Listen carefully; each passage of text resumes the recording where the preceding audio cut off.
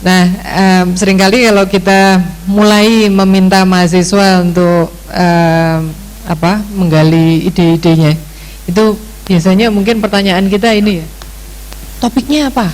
Wah, itu sudah nagih topiknya apa itu kemudian lalu mahasiswa berpikir keras ya. Ini kita berpikir juga mungkin ada cara lain sebetulnya, dengan kita bertanya sedikit berbeda itu mungkin lebih memudahkan mahasiswa dan kita juga ya, seperti tadi komentar Pak Mubasir, untuk menemukan ini apa yang menarik untuk menjadi deliverable yang bisa dilakukan bersama gitu.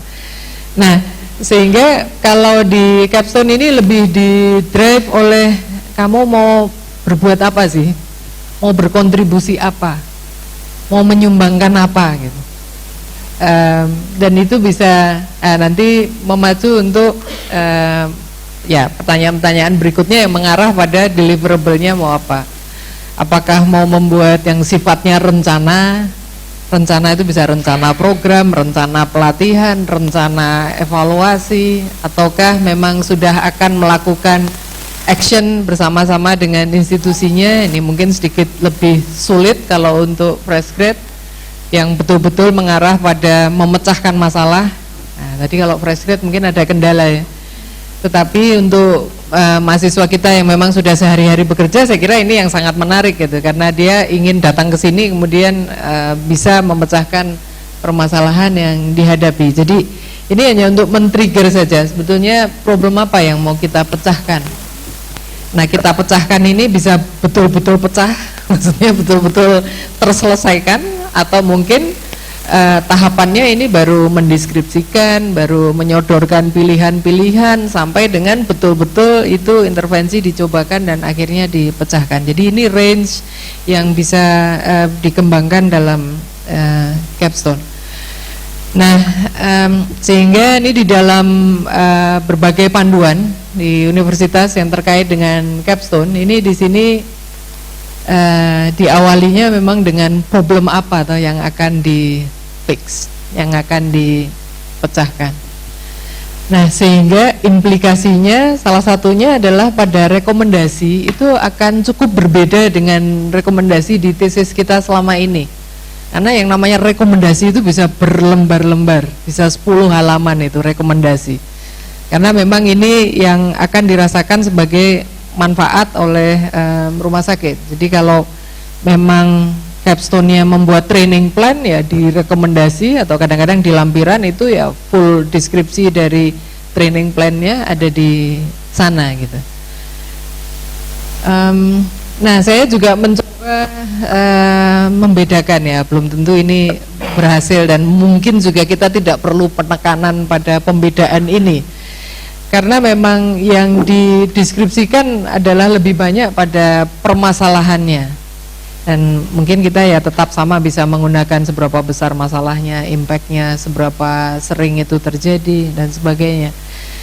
Hanya saja kemudian di sini adalah background yang terkait dengan deskripsi di situasi setempat. Misalnya kalau rumah sakit ya di rumah sakit itu, ini menjadi diberi penekanan yang saya kira akan lebih ya, dibanding dengan selama ini saya misalnya kalau mengajarkan ya background of the problem itu bisa background di tingkat worldwide gitu, national gitu. Tapi kalau di sini lebih banyak penekanan pada kontekstual di institusi di mana masalah ini diamati.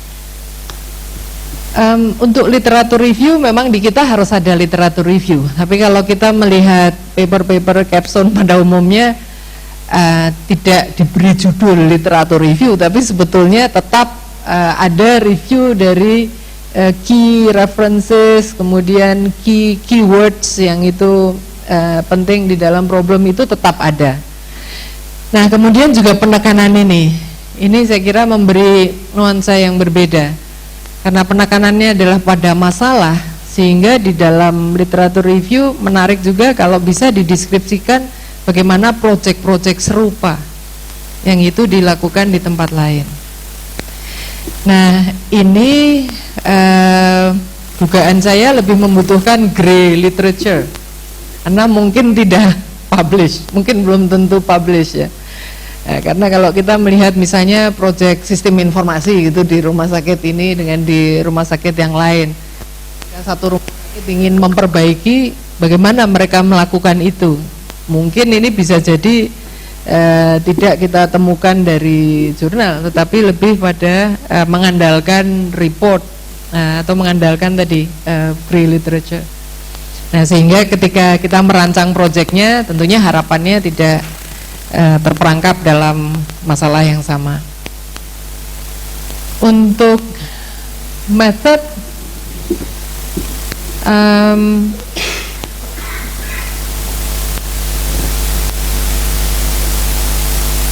iya, di sini barangkali yang di highlight adalah lebih pada, kalau di struktur kita mungkin langkah-langkah itu ya, yang terakhir itu ya, tahapan apa, bab 3 yang terakhir itu langkah jalannya penelitian. Terima kasih, jalannya penelitian. Nah, itu biasanya kalau kita kan ya agak basa-basi ya, itu ya, jalannya penelitian. Kalau dibaca deskripsinya biasanya nggak jalan itu, kalau dilaksanakan seperti itu kan begitu. Tapi itu kan orang menulis sudah dengan mungkin stamina yang sudah low bed gitu ya, jadi itu jalannya penelitian seperti itu. Nah, justru kalau untuk capstone ini, jalannya penelitian itu betul-betul proses yang akan dilakukan oleh mahasiswa kita dalam menyelesaikan masalah itu. Jadi ini justru harapannya bagian ini akan tidak cukup kalau hanya kita tulis setengah halaman ya. Mungkin akan membutuhkan berlembar-lembar agar kita tahu persis gitu bagaimana step by step yang akan dilakukan oleh mahasiswa dalam bisa memahami atau sampai dengan memecahkan masalah. Saya kira kalau bagian-bagian yang lain mungkin tidak terlalu berbeda, hanya penekanan pada bagian jalannya penelitian itu menjadi sangat penting. Pada bagian hasil, ya di bab 4 Bapak Ibu bisa melihat, saya kira kalau hasil sama saja, tetapi tingkat elaborasi untuk discussion yang itu justru menjadi bagian yang menarik ya, karena di sini memang kadang-kadang ada yang kesimpulan itu dimasukkan di dalam discussion, sehingga di sini saran yang kita berikan itu sudah diulas sebelumnya di dalam discussion. Saya kira saya seringkali menemukan saran itu, bahasa Jawa, tiba-tiba muncul saran itu gitu ya, tidak ada juntrungannya, tidak tahu datangnya dari mana, tahu-tahu ada saran seperti itu. Nah, di sini memang penekanan pada describing solutions dan mengapa saran itu diberikan ini menjadi bagian yang cukup banyak ya di dalam discussion. Nah, karena kemudian juga orientasinya adalah pada deliverables, jadi ini seperti self evaluation dari projectnya, terlepas dari tercapai atau tidak deliverable-nya, tapi kemudian ini dibahas secara lebih kritis gitu, mengapa itu berhasil dan mengapa ini tidak berhasil. Nah, yang terakhir Bapak Ibu, ini memang ada style yang executive summary itu memang dibuat terpisah, dan ini adalah model stand alone. Jadi nanti rumah sakitnya tidak mendapat bentuk tesisnya Pak Laksono, tapi mendapat bentuk yang itu memang sudah lebih customize untuk mereka ya. Jadi bayangan saya pasti tampilannya juga lebih menarik, isinya juga lebih informatif. Ini merupakan bagian dari kelengkapan tesis itu. Terakhir ya, conclusion ini lebih merupakan statement of learning. Wah, saya juga ini statement of learning, lalu gimana ya menuangkannya seperti apa ya. Kemudian saya melihat di beberapa contoh-contoh saja, ini tergantung dari bentuk capstone-nya. Capstone-nya tentang apa, yang saya ambil adalah tentang program plan. Ini ya, kemudian ya di kesimpulan itu sebetulnya ada mereview learning prosesnya seperti apa, merefleksikan, dan kemudian semacam menyajikan sebetulnya ini deliverable-nya.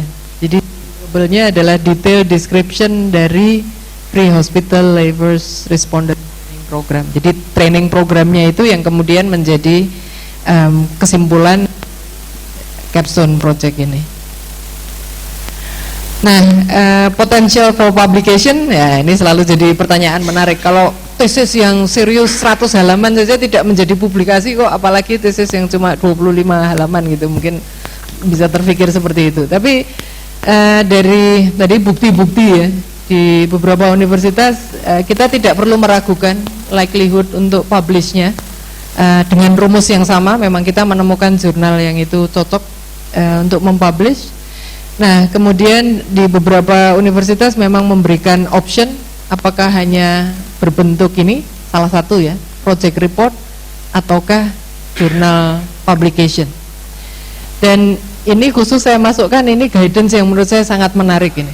Kalau mahasiswa menggunakan data penelitian dosennya, maka di sini sudah ada semacam disclaimer ya.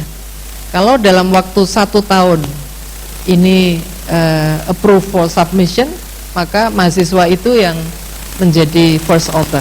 Tapi kalau dalam 1 tahun kemudian ini tidak accepted, maka kemudian hak itu kembali ke dosen sebagai first author.